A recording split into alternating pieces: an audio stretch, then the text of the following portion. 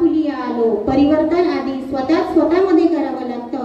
स्वतःच्या पोटी नव्यानं जन्माला यावं लागतं आणि ती परिवर्तनाची विचारधारा घेऊन दुसऱ्यापर्यंत पोहोचवावं लागतं असं सांगणारे जगद्गुरु संत तुकाराम महाराज तसेच सर्व थोर संत महापुरुष आणि महान स्त्रियांना वंदन करून आजच्या या कार्यक्रमाला सुरुवात करूया.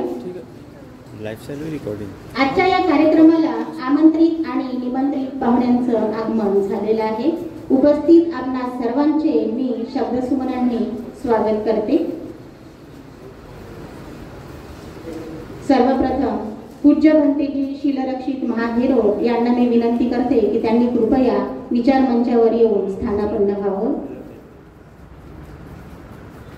आजच्या कार्यक्रमाचे उद्घाटक माननीय अनिल म्हस्के सर, सहाय्यक पोलीस अधीक्षक उपविभाग अधिकारी यांनीही मंचावर येऊन आपलं स्थान ग्रहण करावं अशी मी सरांना विनंती करते. आजच्या कार्यक्रमाचे स्वागताध्यक्ष माननीय प्राध्यापक डॉक्टर अभिविलास नखाते सर यांनीही मंचावर येऊन आपलं स्थान ग्रहण करावं अशी त्यांना विनंती. माननीय डॉक्टर सिद्धार्थ गायकवाड सर, विभागीय सहाय्यक आयुक्त सामाजिक न्याय विभाग चंद्रपूर. माननीय डॉक्टर नीलकंठ यावलकर सर, संस्थापक संविधान संस्कार वर्ग प्रेरणा अभियान. माननीय आचार्य सुधाकर चौधरी सर, इतिहास संशोधक, प्राचीन भारतीय इतिहास आणि फिल्म डायरेक्टर. तसेच माननीय प्राध्यापक ॲडव्होकेट बर्डे सर, ज्येष्ठ प्रबोधनकार, परिवर्तनवादी विचारधारा या सर्वांनी मंचावर येऊन आपलं स्थान ग्रहण करावं अशी मी आपणास विनंती करते. तसेच जिसका भी भाषण होगा प्रमुख पाहुणे म्हणून आपले माननीय रवींद्र होळी सर, माननीय मनोज कुमार हिरुळकर सर, माननीय सुरेंद्र डोंगरे सर, माननीय संजय दहाट सर, माननीय ॲडव्होकेट अरविंदजी लोधी सर, माननीय गोपालजी घटे सर, माननीय पंकज कुमार घाटोळे सर, माननीय ॲडव्होकेट शैलेश जैन सर, माननीय राजू गुगल सर, माननीय उत्तमजी बलवीर यांनीही मंचावर येऊन आपलं स्थान ग्रहण करावं अशी मी त्यांना विनंती करते. जय शिवाजी सामाजिक संस्थेचे अध्यक्ष सन्माननीय दिनेशजी इंगोले सर यांनीही मंचावर येऊन आपलं स्थान ग्रहण करावं अशी आपणास विनंती. आणि आजच्या कार्यक्रमाचे अध्यक्ष भारतीय मयूर नागवणे, संयोजक एवं मुख्य प्रचारक भारतीय परिवर्तनवादी संघ यांनीही विचारमंचावर येऊन आपलं स्थान ग्रहण करावं अशी त्यांना विनंती.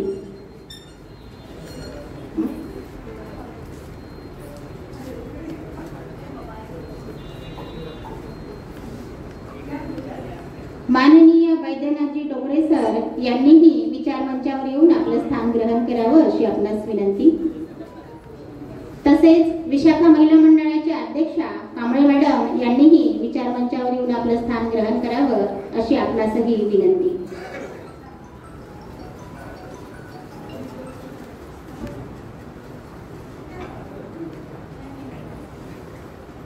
मालिका अशीच, स्नेहाची ही मालिका अशीच, भेटी नाती घट्ट होती.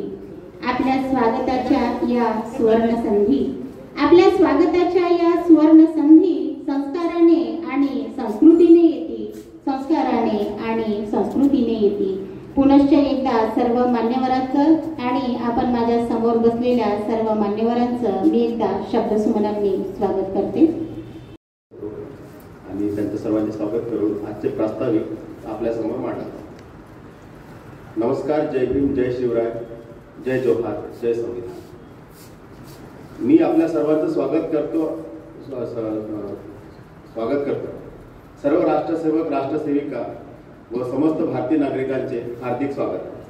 मित्रांनो, आपल्याला सर्वांना ठाऊक आहे की भारतीय परिवर्तनवादी संघ राष्ट्रीय जनजागरण मिशन मधील मागील 3 वर्षापासून निरंतर राष्ट्रसेवेचे व लोकसेवेचे कार्य निरंतर करत आहे. सर्व कार्यात आपल्याला सर्वांचा सहयोग व अमूल्याचा आधार हमेशाच असतो. भारतीय मानवांचे विचार बहुजन सुखाय, वसुधैव कुटुंबकम व मानव समाज कल्याणाचा विचार आपण निरंतर करत असतो। या सर्व कार्यात आपल्या सर्वांचा सन्मान करण्यासाठी दरवर्षी आपण अखंड भारताचे निर्माते, भारत भाग्य विधाता महासम्राट अशोक यांच्या जन्मोत्सवानिमित्त राष्ट्रीय वार्षिक महासंमेलनाचे आयोजन करत असतो। यावर्षी आपल्या महासंमेलनाचे 4थे वार्षिक आयोजन आपण केलेले आहे। यावर्षी आपण भारतीय बहुजन समाजाच्या सामाजिक, आर्थिक, राजकीय, शैक्षणिक व सांस्कृतिक संघटनात्मक धोरणांची मीमांसा आखणार आहोत। भारतीय बहुजन समाजाची भावी पिढींना संभाव्य धोका काय आहे, भारतीय बहुजन समाजाच्या पिढीचे भविष्य सुरक्षित करण्यासाठी काय प्रवास केले जावे, 10वी 12वी ग्रॅज्युएट या सर्व विद्यार्थ्यांसाठी आपण शैक्षणिक कार्यक्रम सुद्धा आयोजित केलेला आहे। BPSच्या राष्ट्रसेवक व राष्ट्रसेविकांचे सन्मान करणे हाही आपल्या कार्यामध्ये सामील झालेला एक भाग आहे। परिवर्तनवादी विचार मंथन तरुण पिढीला तयार करण्यासाठी फ्युचर मार्गदर्शन कार्यक्रम हा सुद्धा इथे होणार आहे। करिअर मार्गदर्शन कार्यक्रम, राष्ट्रीय स्वयंसेवक व स्वयंसेविकाचे निर्मिती सन्मान करण्यासाठी आपण त्यांना इथे आमंत्रित करणार आहोत काही वेळा। ठीक आहे, पुन्हा एकदा आपल्या सर्वांचे स्वागत करू। परिवर्तन प्रकृतीची अमीट नियम आहे। परिवर्तन हे सत्य आहे। परिवर्तन होणे काळाची गरज आहे। जर परिवर्तनाचा हेतू इतरांमध्ये बदलाव असेल तर संपूर्ण परिवर्तन होऊ शकत नाही, परंतु परिवर्तनाची सुरुवात स्वतःपासून सुरू होत असते, तर ते शेवटच्या घटकापर्यंत पोहोचू शकतो। भारतीय परिवर्तनवादी संघ संपूर्ण परिवर्तनात दृढ विश्वास ठेवतो। आणि एवढं बोलून आपली प्रस्तावना मी संपवतो। धन्यवाद। अत्यंत शक्तिशाली होकर भी सम्राट अशोक महान का शांतिमय संदेश उनकी महानता को दर्शाता है और लोगों को उनकी महानता का संदेश भी देता है। और शायद इसीलिए सम्राट अशोक महान ने अपने वचनों को, अपने विचारों को लोहे की कलम से पत्थरों के पन्नों पर लिखवाया, ताकि हम रहे या ना रहे, हमारे विश्व विजय का एहसास हमारी पीढ़ियों को सदियों तक होता रहे। आणि आता वेळ आलेली आहे सन्माननीय मान्यवरांच्या स्वागताची। आपण किती ज्ञानी आहोत हे फारसं महत्त्वाचं नसतं, पण आपण आपल्या ज्ञानाचा उपयोग स्वतःसह इतरांसाठी कसा करून घेतो हे महत्त्वाचं असतं। किती ज्ञानी माणूस असला आणि त्याचं ज्ञान जर स्वतःपुरतंच असलं, ते इतरांपर्यंत पोहोचतच नसलं आणि इतरांना त्यांचा फायदा होतच नसेल, तर त्या ज्ञानाचा खरंच काही उपयोग नाही।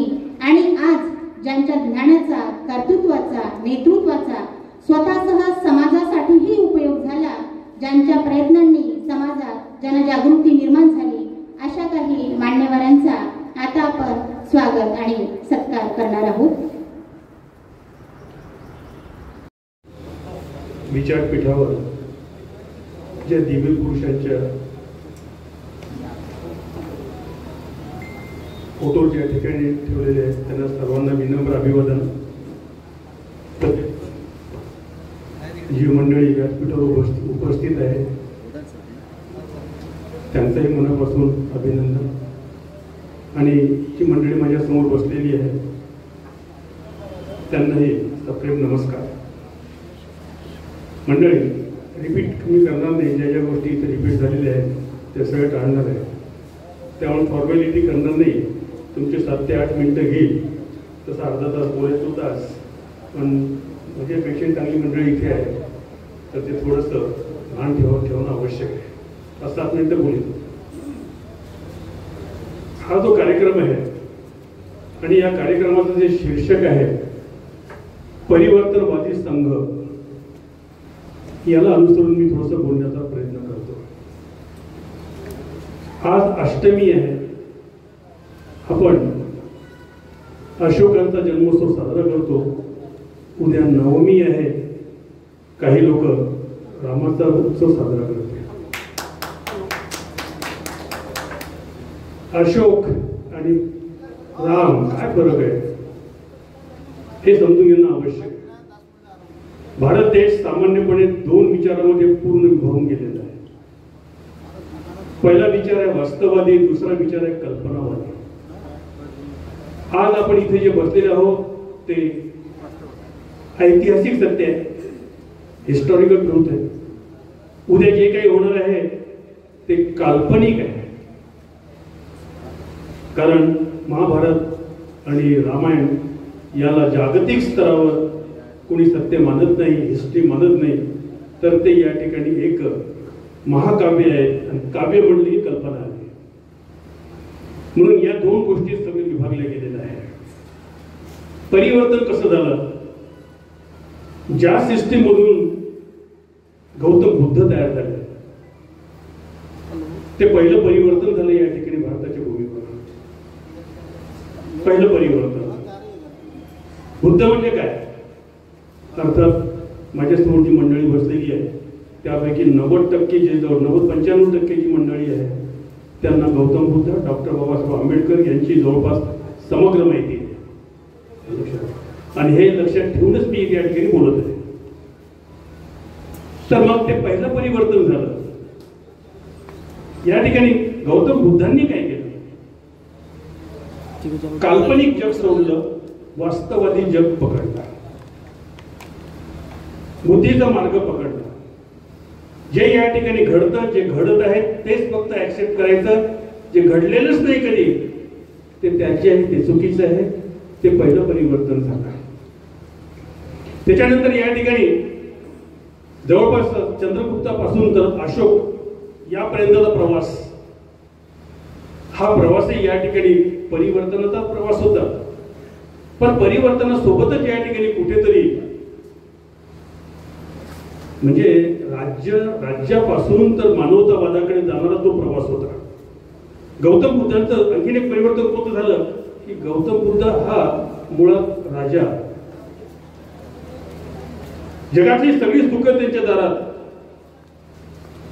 पण ती सगळी सुख आणि एका तराजू आणि दुसऱ्या तराजूमध्ये या ठिकाणी मानवतावाद, सर्व माणसांचं कल्याण, हे तराजू जर त्यांनी तोललं तर त्यामध्ये मानवतावाद मोठा भरला, त्याचं पारड जड झालं. म्हणून राज्य सगळं सोडून या ठिकाणी सिद्धार्थ बुद्धत्वाकडे वळले. ते परिवर्तन आहे. आज काय होतं माहितीये का? आपण सगळं सोडून सत्तेच्या पैशाच्या मागे लागलो, त्यावेळेस ते सगळं सोडून मानवतावादाच्या मागे लागले होते, सत्याच्या मागे लागले होते. हे परिवर्तन, त्यांचं परिवर्तन आणि आजच्या काळात जे परिवर्तन होताना दिसते ते परिवर्तन.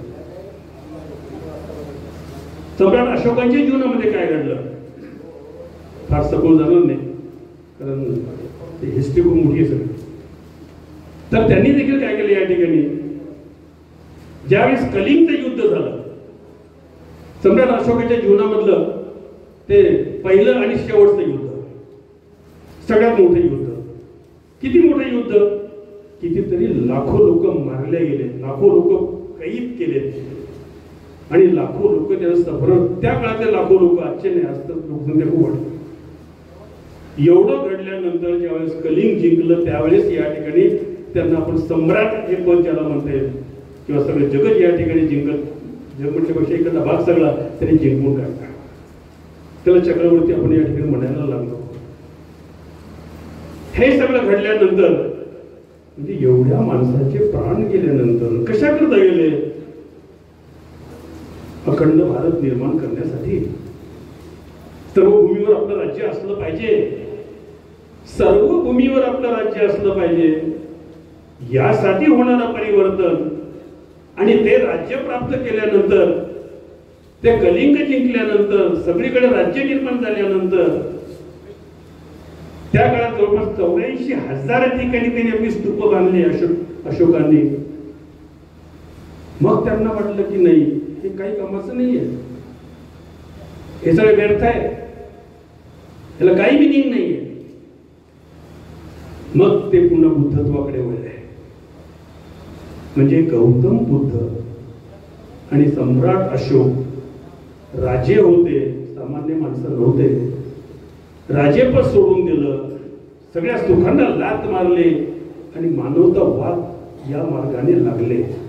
जगात आपण त्यांच्याकडे का त्यांना सलाम करतो, का त्यांना नमस्कार करतो, का मानतो, का या ठिकाणी अष्टमी म्हणजे साजरी होत आहे? कारण सर्वसामान्य माणसाच्या जीवनामध्ये दुःख आपल्याला कसं टाकता येईल याचा त्यांनी प्रयत्न केला. फिलॉसॉफी काय म्हणते म्हणून या ठिकाणी फिलॉसॉफी पाहत असताना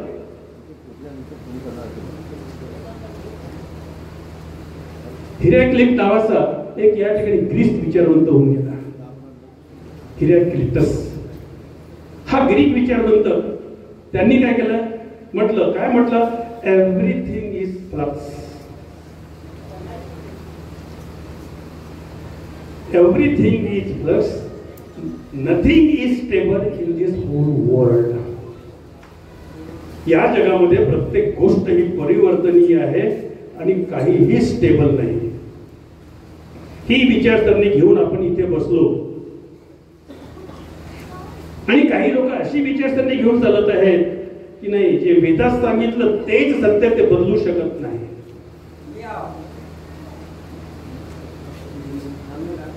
ते बदलू शकत नाही.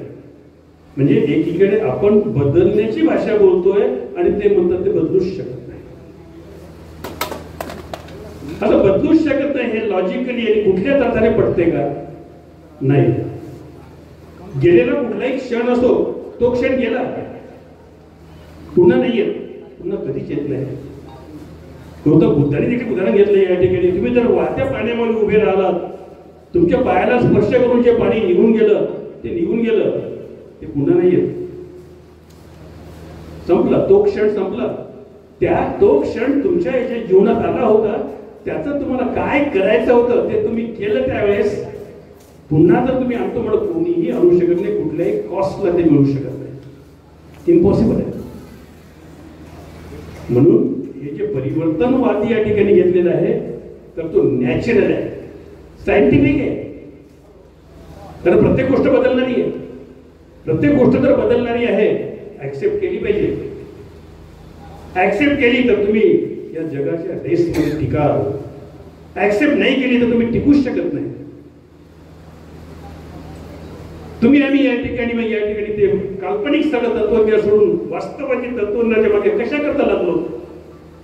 कारण जगातलं खरं सुख हे विज्ञानवादामध्ये आहे आणि सत्यवादामध्ये, वास्तववादामध्ये आहे.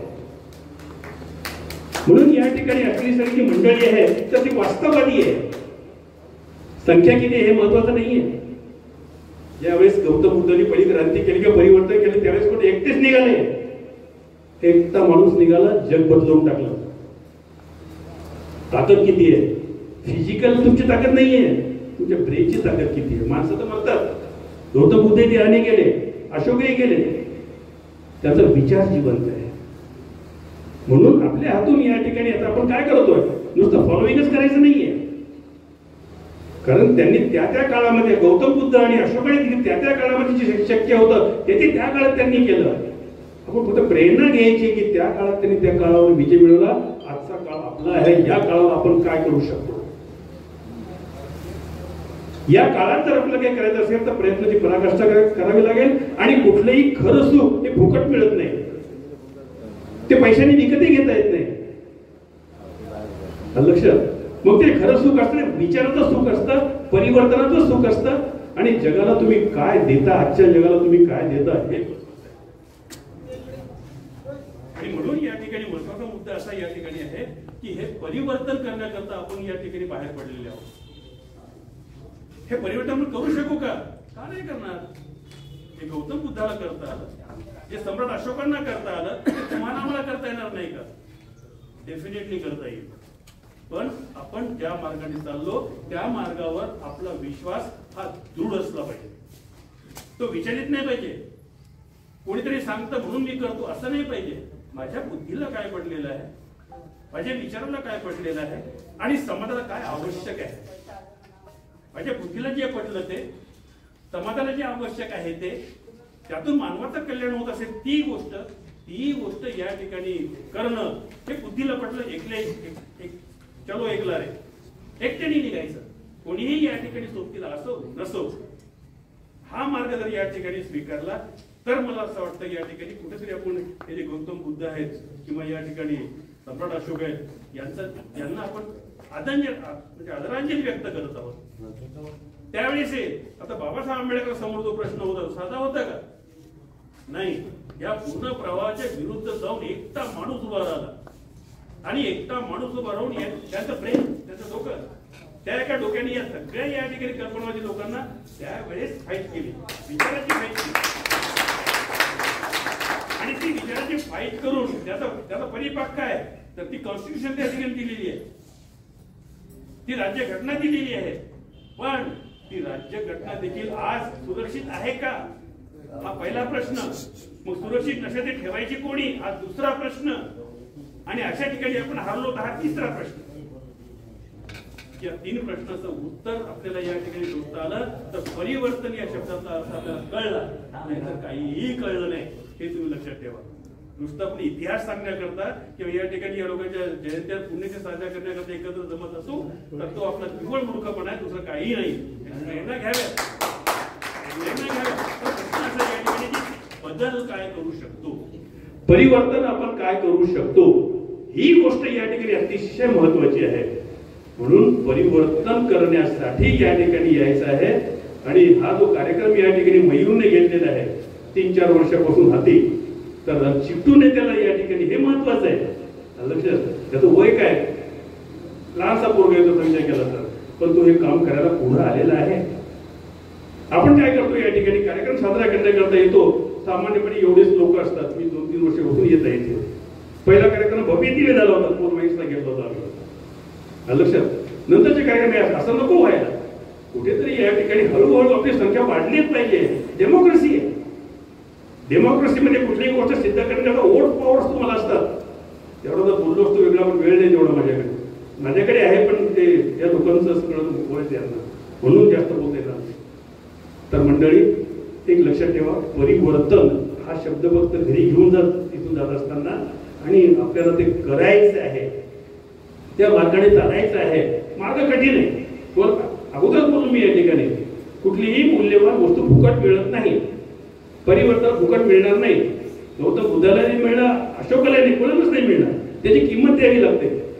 ती किंमत द्यायची तयारी असणे तर परिवर्तन होते, नाही तर किंमत नसेल तर ते परिवर्तन होऊ शकत नाही. तर मंडळी जास्त वेळ आपल्याला देत नाहीये आणि माझ्यापेक्षा खूप चांगले लोक इथं आहेत, तर त्यांचे आपण विचार ऐकले पाहिजे. इथं बोलून माझे 2 शब्द मी संपवतो. धन्यवाद. मी आपला आभारी आहे.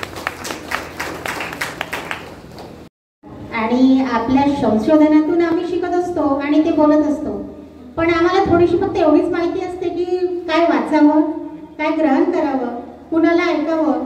आणि खरंच आज आपल्याला ऐकून आम्हाला खूप चांगली माहिती मिळाली. आमच्या कार्यक्रम आयोजनामध्ये काही थोड्याशा चुका होत असतील, ही सुरुवात आहे, 4थं वर्ष आहे. हळूहळू ह्या चुका दुरुस्त होतील आणि आमचाही कार्यक्रम तुम्ही जसं घेता तसं होईल अशी अपेक्षा करूया. धन्यवाद पुन्हा एकदा.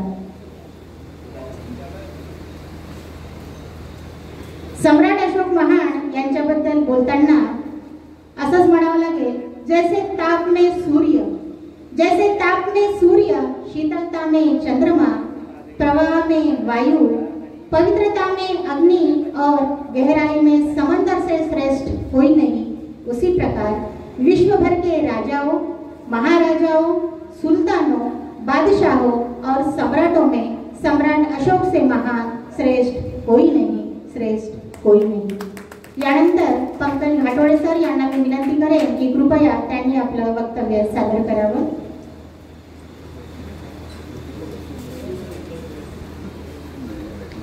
कृपया मान्यवरांना विनंती असेल की आपलं वक्तव्य सादर करताना थोडंसं वेळेचं भान ठेवावं. त्याबद्दल आम्ही क्षमस्व सॉरी म्हणतो, पण तरीही वेळेनुसार आपल्याला कार्यक्रम आटोपता घ्यायचा आहे.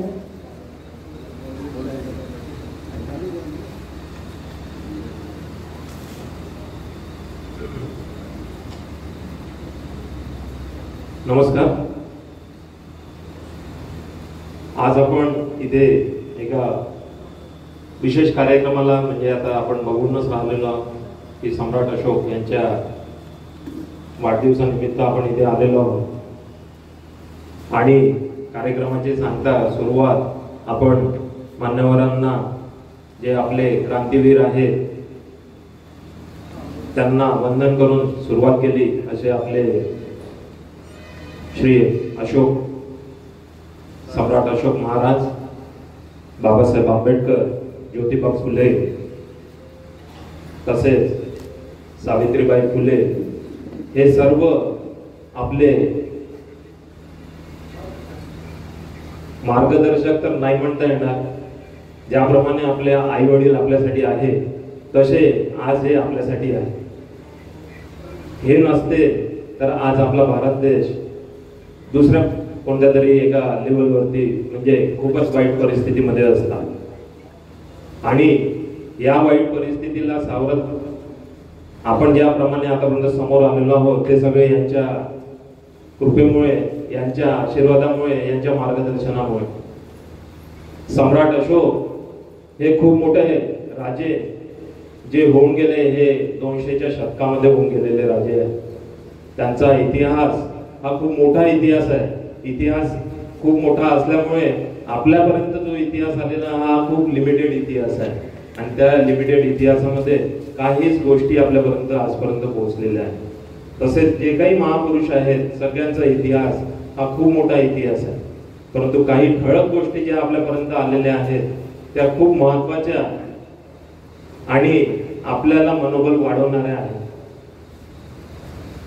232 साली, इसवी सन 232 साली जो मला इतिहास माहिती आहे त्या हिशोबाने मी तुम्हाला सांगेन, त्यावेळेस सम्राट अशोकांचा जन्म झालेला आणि 2067 मध्ये त्यांनी धम्म स्वीकारून आपली धम्म यात्रा चालू केली.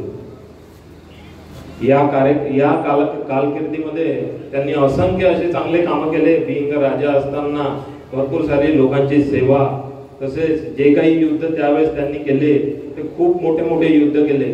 तसेच अफगाणिस्तान, बांगलादेश, नेपाळ, भूतान हे सगळे राज्य, हे सगळे देश त्यांनी काबीज करून टाकले त्यांच्या या पराक्रमामुळे. या पराक्रमामुळे जेवढे काही आपल्याला युद्ध झाले त्या काळामध्ये, त्या काळात त्यांनी बघितलं की एवढं सगळं झालं असताना आपल्याला याच्यामधून काय मिळत आहे, तर त्यांनी तो बुद्धाचा मार्ग निवडला. आणि भरपूर ठिकाणी लोकांच्या सेवेसाठी म्हणून ते आले. दवाखाने, शिक्षण व्यवस्था, त्यांच्या काळातली जी काही व्यवस्था असेल ती त्यांनी उभारली. जागोजागी त्यांनी अशोक स्तंभ स्थापित केले आणि ते अशोक स्तंभ पूर्ण विश्वामध्ये आज फेमस आहे. आणि 22 जुलै 1947 साली याच अशोक चक्राला भारत सरकारने, ज्यावेळेस आपण स्वतंत्र होण्याच्या मार्गावर होतो, अशोक चक्र हे आपण अकस्मात केलं आणि आपल्या तिरंगावरती आपण ते घेऊन आलो. कारण याच्यामध्ये हे अशोक चक्र हे प्रतीक आहे एक समानतेचं, एक धैर्याचं, एक दृढतेचं, एक आनंदाचं, एकामेकाच्या प्रेमाबद्दल हे सगळं प्रतीक आपल्याला दाखवतो. आणि म्हणून हे आज आपल्या तिरंग्यावरती आहे. अशोक चक्राचा एक वेगळा इतिहास जिकडे तिकडे आज आपल्या प्रत्येक गावामध्ये आपण तुम्ही बघत असाल आपल्याकडे एक अशोक स्तंभ पाहायला जातो. एवढा मोठा राजा होऊन गेला असताना आज या राजांची पुण्यतिथी जयंती कोणीही म्हणवत नाही. प्रत्येक गावामध्ये असे खूप मोठ्या मोठ्या प्रमाणामध्ये कार्यक्रम केले जातात. परंतु मागल्या 3-4 वर्षांपासून मी बघत आहे परिवर्तनवादी संघ हे इनिशिएटिव्ह घेत आहे आणि चांगली रॅलीच्या माध्यमातून ते हा कार्यक्रम चालू करतात आणि इथे येऊन त्याचं मार्गदर्शन लोकांपर्यंत पोहोचवतात. भरपूर साऱ्या गोष्टी आपण इतिहासामध्ये बघितलेल्या नाही, परंतु आपले जे जनरेशन आज आलेली आहे त्यांना इतिहास हा आपल्या राजांचा इतिहास कळणं खूप गरजेचं आहे. म्हणून अशा कार्यक्रमाला आपल्या लहान मुलांचीही उपस्थिती असणे खूप आवश्यक आहे. कारण आज त्यांच्यापर्यंत जे काही एज्युकेशन सिस्टीमच्या माध्यमातून जी इन्फॉर्मेशन जात आहे ती एक ऍडव्हान्स लेवलवरती जे काही येऊन राहिलेला आहे तो भाग त्यांच्यापर्यंत पोहोचत आहे. परंतु आपली जी पार्श्वभूमी आहे आपला जो इतिहास आहे हा कुठे ना कुठे त्यांना पण त्याचा टच राहिला पाहिजे, म्हणून आज या कार्यक्रमाला लहान मुलांची पण उपस्थिती असणे आवश्यक आहे असं मला वाटते पर्सनली. आज शिक्षण क्षेत्रामध्ये एवढी सगळी क्रांती आलेली आहे, या क्रांतीमुळे आपण नवीन नवीन गोष्टी ज्या बाहेर देशामध्ये चालू आहे त्या अडॉप्ट करत आहोत. अडॉप्ट करत असताना आपण कुठेतरी आपला इतिहास किंवा आपली संस्कृती हे कुठेतरी विसरत चाललेलो आहोत. ही संस्कृती विसरत असताना आपल्याला बिईंग अ पॅरेंट याची जाणीव असली पाहिजे की आपल्या मुलांना, लेकरांना, आपल्या घरच्या लोकांना इतिहासाबद्दल किंवा आपले होणारे जे सण आहे ऍटलिस्ट त्याची इन्फॉर्मेशन आपण धूमधडाक्यात मनवतो. होळी धूमधडाक्यात मनवतो, दिवाळी धूमधडाक्यात मनवतो, दसरा धूमधडाक्यात मनवतो, परंतु त्याचं बॅकग्राऊंड काय आहे याची माहिती देणं हे पालकांचं काम आहे. तर असं वाटतंय की या सगळ्या कार्यक्रमाला आपण जसे आलात तसेच आपल्या मुलांना पण या कार्यक्रमाला आणायला पाहिजे. माझ्या मुलाला मला आणायचं होतं, परंतु त्याचा आज पेपर असल्यामुळे मी काही आणू शकलो नाही. ते सुरुवात करताना पहिले सुरुवात आपल्यापासून झाली पाहिजे असं म्हणते, कारण बोलणं हे खूप सोपी आहे, बोलणं हे खूप सोपी आहे, पण त्याच्यावर ऍक्शन घेणे हे खूप कठीण आहे. तर सुरुवात ती माझ्यापासूनच व्हायला पाहिजे, पण माझ्या मुलाचा पेपर असल्यामुळे मी त्याला आणू शकलो नाही. चला असो, आज आपण इथे एकत्र आलो. इथे भरपूर सारे विद्यार्थी वर्ग पण बसलेले आहेत आणि त्यांना येणाऱ्या काळामध्ये 10वी 12वी नंतर काय याच्यावरती पण खूप काही बोलण्याची इच्छा होती, परंतु कार्यक्रम हा खूप लेंदी झाल्यामुळे मी माझं वक्तव्य इथे संपवतो. आपल्या सर्वांना आजच्या या दिनाच्या हार्दिक शुभेच्छा देतो आणि मंचावर बसलेले सगळ्या मान्यवरांना पण आजच्या दिवसाच्या खूप खूप शुभेच्छा देतो. धन्यवाद. थँक्यू.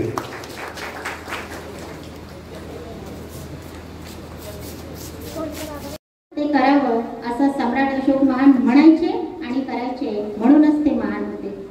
आजचा राजा काय करतोय हे सर्वांनाच माहित आहे. सम्राट अशोक अपनी प्रजा को संतान मानते थे, जो कहते वो करते.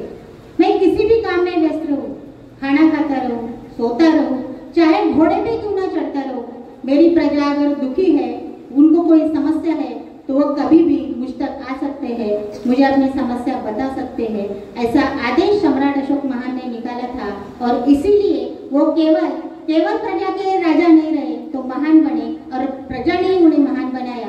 और आज का राजा पता नहीं कब महान बनना चाहेगा. यानंतर आचार्य सुधाकरजी चौधरी सर यांना मी विनंती करेन की त्यांनी आपलं वक्तव्य सादर करावं. सर डायरेक्टर आहेत, स्क्रिप्ट रायटर आहेत, प्रोड्युसर आहेत, फीचर फिल्म आणि टीव्ही सिरियल्स बनवतात, ड्रामा आणि डान्स ड्रामा पण तयार करत असतात.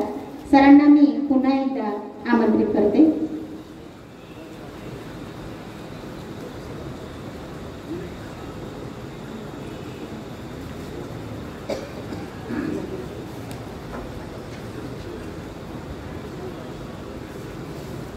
मित्रांनो, मी कोणत्या भाषेत बोलू? हिंदी, मराठी? मराठी. आज मी इथे मुद्दाम आलो आहे.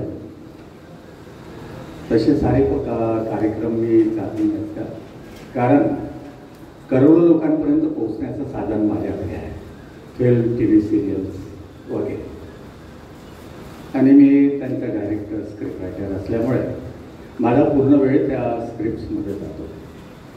आज मी याच्यासाठी आलो की मागच्या वेळेस मी येऊ नाही शकलो कार्यक्रमाला, आणि इथे एक मी मोठं शिबिर घेतलं होतं. मी आचार्य आहे गोयंका गुरुजींचा, आणि ध्यानातून शिक्षण हा मी प्रयोग केला आणि 350 मेरिट आले पहिले 10 वगैरे. आज मला असं वाटलं की ही तरुण मंडळी जे काम करत आहेत त्यांना मार्गदर्शनाची फार आवश्यकता आहे, आणि आपल्या समस्या, म्हणून मी आज मोठा मजेदार विषय घेऊन आलो आहे. अगदी लक्षपूर्वक त्याच्यावर चिंतन करा. भाषण नाही आहे, मी संशोधक आहे, डायरेक्टर ऑफ रिसर्च युनिटचा मी डायरेक्टर आहे. आम्ही लोक जे बोलतो ते संशोधन करून बोलतो. आर्किओलॉजी, हिस्ट्री, साहित्य याचं संशोधन करून बोलत असतो. त्यामुळे मी भाषण द्यायला नाही आलो, मी तुम्हाला काही सांगायला आलेलं आहे. आज मी ज्याच्यामध्ये बोलणार आहे त्याच्या आधी मी परिवर्तनवादी विचार मंच महासंघ याचं जे 4थे राष्ट्रीय वार्षिक महासंमेलन सावनेरमध्ये आहे आणि ज्यांनी ह्या गडकरी हॉलमध्ये, रामगणेश गडकरी हॉलमध्ये ज्यांनी हे परिश्रम केले त्यांचं आपण अभिनंदन करू, टाळ्या वाजवू. कारण त्यांनी परिश्रम केले.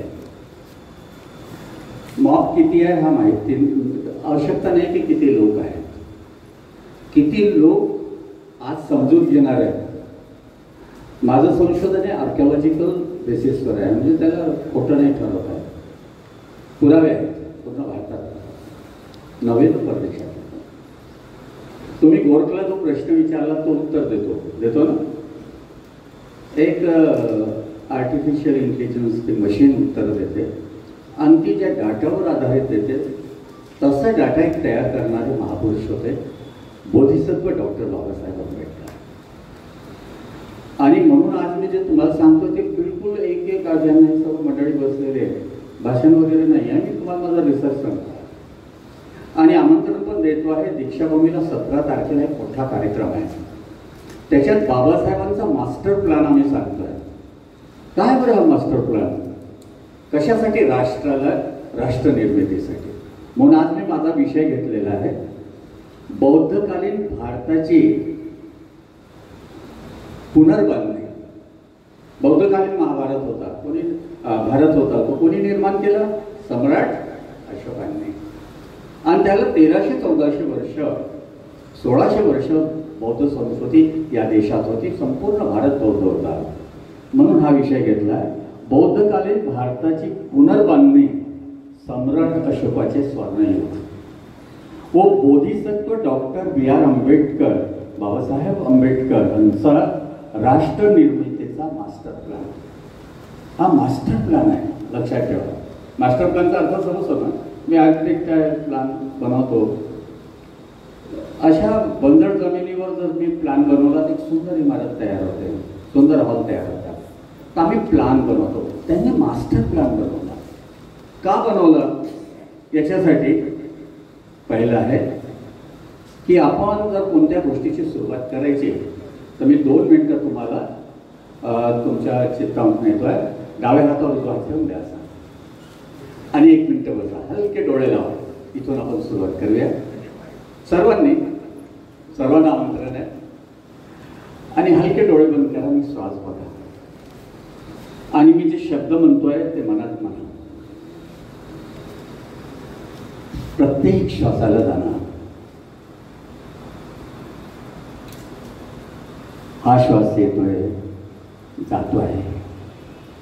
मी प्रत्येक श्वासाला साक्षी आहे. चित्त एकाग्र होईल, समचित्त होईल. जे चित्त एकाग्र आहे, समचित्त आहे, ते सत्याचा बोध करू शकते. आता मी जे शब्द म्हणतोय ते मनात म्हणायचे आहेत तुम्हाला. तथागतांच्या सत्यवचनाने, धम्ममार्गाने साऱ्या सजीव, निर्जीव, दृश्य, अदृश्य प्राणीमात्रांचं मंगल हो, मंगल हो, मंगल हो. माझे आई वडील, गुरुजन, नातेवाईक, मित्रमंडळी, आज उपस्थित सर्वांना धम्ममार्ग सापडो, सर्वांना आरोग्य प्राप्त हो, सर्वांचं कल्याण हो. मलाही धम्ममार्ग सापडो, माझंही कल्याण हो, मलाही आरोग्य प्राप्त हो. माझे कुशल संकल्प पौर्णिमेच्या चंद्राप्रमाणे कलाकलाने पूर्ण. मी भवतु सप्पमंगलम 3 म्हणे, तुम्ही साधू साधू 3 म्हणायला. साधूचा अर्थ होतो आय डू सो. भवतु सप्पमंगलम, भवतु सप्पमंगलम, भवतु सप्पमंगलम म्हणा. साधू साधू साधू. कोणत्याही गोष्टीची सुरुवात भारतामध्ये पहिल्यांदा होत होती ती मैत्री भावनेने होत होती, लक्षात ठेवा. म्हणून आपण मैत्री केली. आता पहिलं आहे की तुम्ही आता ऐकलं की धम्माच्या मार्गाने. एक धम्म तुम्हाला विषय आला, बाबासाहेबांनी आणला. ते एक गोष्ट लक्षात ठेवा, बिलकुल इम्पॉर्टंट. धम्म म्हणजे काय, काही लोकांना माहीत नाही. ते पूजापत्री, बुद्धाची मूर्ती, धम्माचं तसं काही नाही आहे. धम्म हा एक रस्ता आहे. आता इथून एक रस्ता आहे, त्या रस्त्याने मुसलमान जाऊ शकतो, ख्रिश्चन जाऊ शकतो, सारे लोक जाऊ शकतात. तिथे ना जाती आहे, पाती आहे, ना धर्म आहे. तो एक मार्ग आहे. म्हणून बुद्ध आणि धम्मामध्ये बाबासाहेब आंबेडकर म्हणतात, प्रथम धम्मचक्र पडतो सूत्रामध्ये, की माझा मार्ग धम्माचा आहे, धम्म सामाजिक आहे. याला आत्मा, परमात्मा, कर्मकांड याच्याशी काही गणना नाही आहे, पुढच्या जन्माशी नाही. याच्या केंद्रस्थानी मनुष्य आहे. आणि एका मनुष्याने दुसऱ्या मनुष्याशी कसा व्यवहार करावा हे कार्य धर्माचे आहे. आणि दुःख मुक्ती हा त्याचा हेतू आहे. आता मला सांगा, तुम्ही इथे बसणारे सारे लोक दुःखमुक्ती करून सुखप्राप्तीसाठी प्रयत्न करतात. आपण आईस्क्रीमही खातो तो सुखासाठी खातो, सुंदर कपडे घालतो तो सुखासाठी. आपला हेतूच तो आहे. मग आपले जीवन दुःखी का झालं? तर बाबासाहेबांनी हा एक मास्टर प्लॅन बनवला, मोठा महत्वाचा आहे. त्याच्या आधी आपण अशोकाकडे, सम्राट अशोकाचा सत्य इतिहास अजूनही लिहिला गेलेला नाही, अजूनही म्हणून राहिलो मला. आता आर्किओलॉजिकल खूप उत्खनन झालं. बाबासाहेबांच्या वेळेस नव्हतं तेही उत्खनन आता झालेलं आहे. आणि असे पुरावे मिळाले आहेत की मी तुम्हाला काय सांगू. आज ते स्थिती नाही आहे म्हणून मी सांगणार नाही, फक्त तुम्हाला ओळख देतो आहे. सम्राट अशोक जगातला एक सर्वात मोठा धर्मवान राजा. त्याचे आई वडील बौद्ध होते. त्याचा इतका खोटा इतिहास लिहिलाय, जसा संभाजीचा खोटा लिहिलाय, शिवाजीचा खोटा लिहिलाय. लक्षात ठेवा, त्या इतिहासाला आता आपण चॅलेंज करतो. लक्षात ठेवा, फार महत्वाचं आहे. मी आज तिघांचे सांगणार, इथे जेवढे महापुरुष आहेत त्यांचं सांगणार, माझा इतिहास आहे. तर प्रश्न असा आहे की ही फार महत्वाची गोष्ट आहे की तो इतिहास खोटा लिहिण्यात आहे.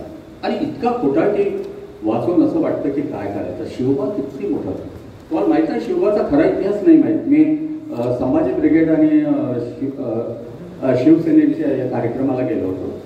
खूप लोक होते, मुस्लिमही होते, आणि ते फार खुश झाले तो रिसर्च ऐकून. मी त्याच्यातला एवढासा भाग सांगेन नंतर. मला प्रश्नच आहे की आज ह्या ज्या महापुरुषांना इथे ठेवलेलं आहे ते फार महत्वाचे लोक आहेत. आपण त्याच्याविषयी बघूया. सम्राट अशोकाच्या काळामध्ये संपूर्ण भारतात एकच धर्म होता. धर्म नव्हता, काय होता? धम्म. आणि तो होता बौद्ध धर्म. हा धर्म नाही आहे. आणि त्या भगवान बुद्ध देवही नाही आहे. ते कोण आहेत? ते शास्त्रज्ञ आहेत मोठे. ते एनलाइटेड वन आहेत, म्हणजे जे संपूर्ण जागरूक झाले, ज्यांना दुःखाचे संपूर्ण कारण समजले आणि ते दूर करण्याचा त्यांनी मार्ग सांगितला. त्याच्यात देवी देवता काहीही नाही आहे. पण हे लोकांना माहीतच नाही. त्यांची पूजा करायला आरंभ केला लोकांनी. त्यांची मूर्ती याच्यासाठी ठेवतात, त्यांची पूजा याच्यासाठी करतात की त्यांचा मार्ग आपल्याला समजला पाहिजे. आता बाबासाहेबांचा फोटो ठेवतात. ह्या फोटोत तुम्हाला मार्ग माहीत झाला का? नाही. मग तिथं अंधश्रद्धा झाली. मार्ग सांगायला मी आलोय नागपूरवर नाही, की माझा सर्व फिल्मचं काम सुरू आहे, पण मी आलो का? आणि तरुण मंडळी माझ्या घरी आली होती, तेव्हा मला असं वाटलं नाही की ते जाणं जरुरी आहे, म्हणून मी आलो. आता पहिला प्रश्न की आम्ही दुःखी का झालो? माझा पहिला प्रबंध आहे 4 वेद 108 उपनिषद आणि ज्ञानेश्वरी. पहिला प्रबंध आहे. त्याच्यानंतर मी कुराण आणि बायबलवर केलं. आणि मग बौद्ध धर्मामध्ये किती आहे माहिती? 84,000 कथा आहेत. 15 वर्ष लागली. सारे ग्रंथ आहेत माझ्याजवळ. 5,000 पुस्तकं आहेत. तुम्ही केव्हाही याल संदर्भ घेऊ शकता. मी हे तुम्हाला याच्यासाठी सांगितलं, तुमच्या घरी जर लायब्ररी नसेल तर तुमच्या इथे बाबासाहेब नाही आहे. घरी जाऊन जरा पाहून घ्या. 4 तरी पुस्तकं तुम्ही ठेवली पाहिजे. म्हणून मी आज आलोय की पहिली गोष्ट अशी की सम्राट अशोकाने ते नंतर ते कधीच्या नंतर बौद्ध धर्म घेतला. सरळ लबाडी आहे. त्यांच्या आजोबाचे आजोबा पण बौद्ध होते. लहानपणीच त्यांची उपसंपदा झाली आणि अतिशय बुद्धामध्ये विलीन असलेले व्यक्तिमत्व. आणि त्यांनी संपूर्ण भारतामध्ये स्वर्णयुग आणलं. स्वर्णयुग केव्हा येतं? जेव्हा लोक सुखी असतात, आर्थिकदृष्ट्या, सामाजिकदृष्ट्या, पारिवारिकदृष्ट्या काय असतात? सुखी असतात. तुम्ही सुखी आहात आणि सर्व सगळं भारत सुखी आहे तर स्वर्णयुग येईल. आता मोदीच्या काळात काय होणार मला माहित आहे, काही सांगायची जरूरच नाही. तो गोरख बोंबलून राहिला, तो टीव्हीवाले बोंबलून राहिला, ठीक आहे. म्हणून तुम्ही लक्षात घ्यायचं की स्वर्णयुग काय होतं याची थोडी झलक तुम्हाला माहित पाहिजे. आर्थिक, सामाजिक, राजकीय, शैक्षणिक आणि पारिवारिक ह्या सर्व क्षेत्रामध्ये जेव्हा मनुष्य सुखी होतो, समृद्ध होतो, तेव्हा स्वर्णयुग येतात. भारतात कुठेही बोलाल तुम्ही तर तुम्हाला बुद्ध सापडेल, बुद्धाची मूर्ती सापडेल. हे कोण होते ते ज्यांनी पहिल्यांदा बुद्ध जन्म घेतला? ते नागवंशी होते. तुम्हाला माहित आहे, सम्राट अशोक हे नागवंशी आहेत. बाबासाहेब आंबेडकर हेही नागवंशी आहेत. माझे आजी पण नागवंशी होते, जाईबाईचे होते, बाबासाहेबांच्या मुवमेंटमध्ये होते, सर्व नागवंशी. आजचा ओबीसी समाज हा त्याच काळचा बौद्धिस्ट समाज आहे. आता जे कन्व्हर्ट झालेले मुस्लिम आणि ख्रिश्चन आहेत ते पण बौद्ध आहेत आणि बरेच ब्राह्मणिक बौद्ध झाले. ह्या देशात एकच धर्म होता, कोणता? बौद्ध धर्म. तिथे धर्म नव्हता, त्यामुळे भेद नव्हता. काय नव्हता? तर जाती नव्हत्या. काय नव्हत्या? जाती. आमच्या दुःखाचं कारण काय? जाती. बाबासाहेबांनी खूप अभ्यास केला आणि 26व्या वर्षी 1916 मध्ये पहिला ग्रंथ लिहिला. त्याला म्हणतात कास्ट इन इंडिया, भारतातील जाती. तुला माहिती आहे जाती किती? असं आज वेळ नाही ना, 6 घंटे पण सांगतो लोकांना कधी. आता गेला 6 घंटे मी घेतला होता क्लास. मी तुला थोडक्यात सांगतो, जाती खूप आहेत. ब्राह्मणांच्या असं 300 जाती आहेत. तुम्हाला ब्राह्मण एकच जात नाही ना, 300 उपजाती आहेत त्यांच्यामध्ये. आपल्या तर सोडूनच आहे, हजारामध्ये गेले. मग एवढ्या जाती कशा काय निर्माण झाल्या? तर बाबासाहेबांनी पहिला विषय मांडला, भारतातील जाती. आता ह्या जाती का झाल्या? लक्षात ठेवा, मोठं सिंपल आहे. जाती कशा काय निर्माण झाल्या? मी तुम्हाला पहिल्यांदा सांगितलं, मी वेदांना तो प्रबंध दिला आहे. ऋग्वेदामध्ये 9 ऋषी आहे, पुरुष सूक्त नाव आहे. त्याच्यात पहिल्यांदा 3च वर्ण होते, ब्राह्मण, क्षत्रिय आणि वैश्य. नंतर शूद्र हा वर्ण टाकण्यात आला, ज्याला आपण ओबीसी म्हणतो. हा क्षुद्र वर्ण टाकण्यात आला आणि त्यावेळी जे नागवंशीय लोक होते ते बुद्धिस्ट होते, वेगळे होते. ते पराजित झाले आणि त्यांना अतिक्षुद्र बनवलं.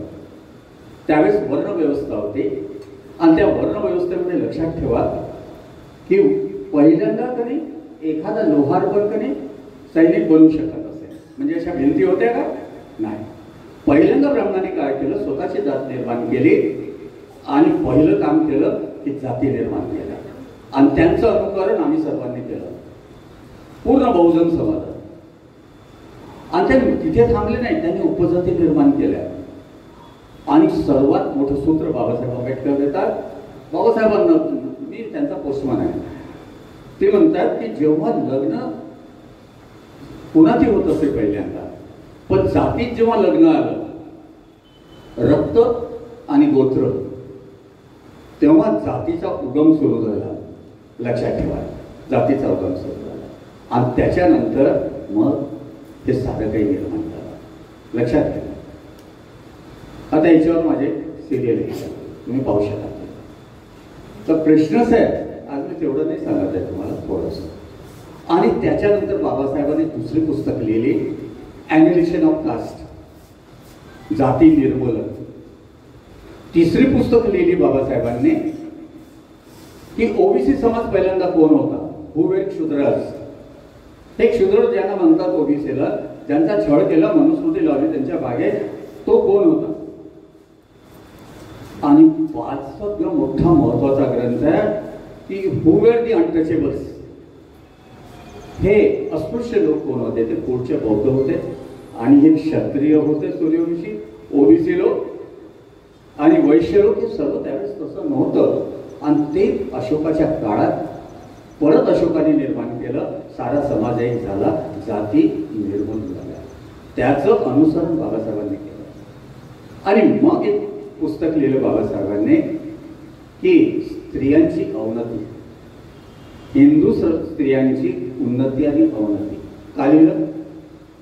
त्या जातीने स्त्रीला आणि शूद्राला शिक्षण पण केलं होतं. मला कोणीतरी बोललं की शिक्षणावर काहीतरी बंद झाल्यामुळे काय झालं? बंद झाल्यामुळे गडबड ही झाली की अज्ञानी झाले लोक आणि अज्ञानी लोकांना काही समजवून देता येते. लक्षात ठेवा, तुम्हाला ज्ञानच नाही तर तुम्हाला कोणी काही सांगाल. आणि मग स्त्रियांची अधोगती झाली. तर त्याच्यावर बाबासाहेबांनी खूप सुंदर लिहिलं आहे. मग बाबासाहेबांनी कार्ल मार्क्स आणि बुद्धाच्या विषयी सांगितलं. हा त्यांचा प्लान आहे. आणि what Gandhi and Jinnah have done for the untouchables ते पण सांगितलं. रानाडे जीना पण सांगितलं. आणि असा एक प्लान बनवला आणि शेवटीचा एक प्लान आणला बाबासाहेबांनी, बुद्धायन धम्मा. जरूर वाचा तो ग्रंथ. बुद्धायन धम्मा ग्रंथामध्ये बाबासाहेबांनी जाती मिटवण्याचा शेवटचा फॉर्म्युला दिला. जोपर्यंत तुमच्या जाती आहेत, मी आता तेली समाजामध्ये जातो, मोठं संमेलन असतं, फार लोक असतात. मला जेव्हा नागपूर म्हणतात तर बाबा साहेब यांना जरा सांगा ना. मला गुरुजी म्हणतात सांगा. आता म्हटलं चला. त्यांना इतका आनंद झाला, मला माहीतच नव्हतं. नाही, प्रश्न हा आहे की जोपर्यंत जाती मिटणार नाही हा भारत सुखी होणार नाही. आपल्याला काय मिटवायचे आहे? जाती. आणि उपाय काय आहे? धम्म. जिथे जातीच नाही आहेत. माझ्या इथे बिहारामध्ये कोण येतात माहिती आहे? मुस्लिम, ख्रिश्चन, सर्वात जास्त ओबीसी समाज 60%. सर्वच येतात, ब्राह्मणी येतात आणि बुद्धिस्ट आणि जैन लोकही येतात. मी त्यांना वर्षांशी शिकवून राहतो. तिथे जातीच नाही तर ते येतात. म्हणून हा बाबासाहेबांचा मास्टर प्लॅन होता जाती निर्मूलनाचा.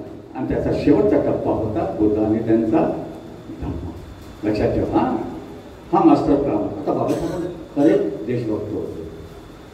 जोपर्यंत जाती मिटणार नाही तोपर्यंत हे राजकारण, घाणेरडं राजकारण संपणार नाही. जातीवरचं राजकारण आहे आपलं.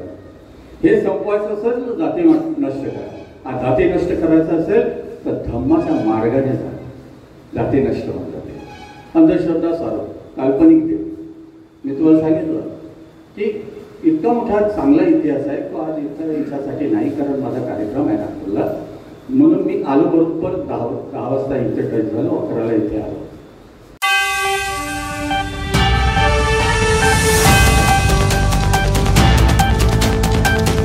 आप अगर ऐसी और भी खबरें देखना चाहते हैं तो अभी सब्सक्राइब करें सोशल भारत 24 न्यूज़।